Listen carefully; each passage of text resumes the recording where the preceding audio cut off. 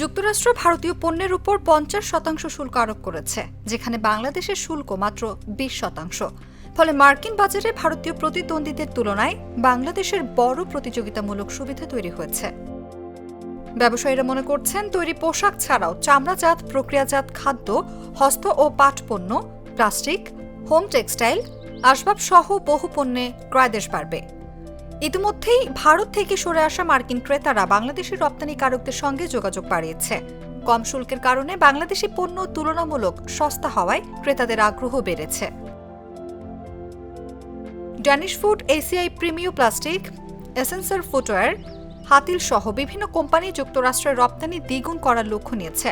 Plastic, চামড়াজাত ও আসবাব শিল্পের উদ্যোক্তারা বলছেন, ভারতীয় পণ্যের জায়গা নিতে এখনই পরিকল্পিত উদ্যোগ দরকার।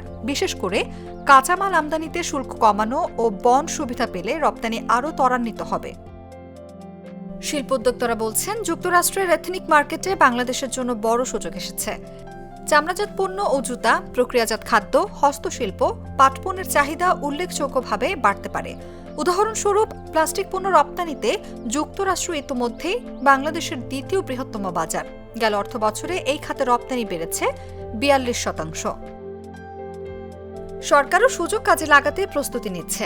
রপ্তানি উন্নয়ন ব্যুরো ইপিবি নিউ ইয়র্ক ও ক্যালিফোর্নিয়ায় বিজনেস প্রমোশন সেন্টার স্থাপন এবং খাত ভিত্তিক মার্কিন মেলায় অংশগ্রহণ বাড়ানোর পরিকল্পনা করছে।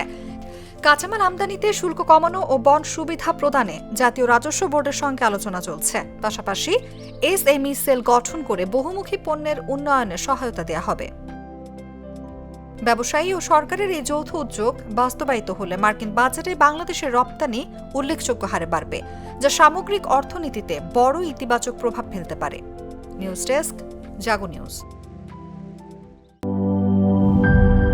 ন্যাচারাল ব্যাকটেরিয়ালাইসিসের সুরক্ষায় ফ্রেশ ও অ্যাক্টিভ সব সময়। এখন ধুলাবালি, জীবাণু, ঘাম ক্লিন বোল্ড Remark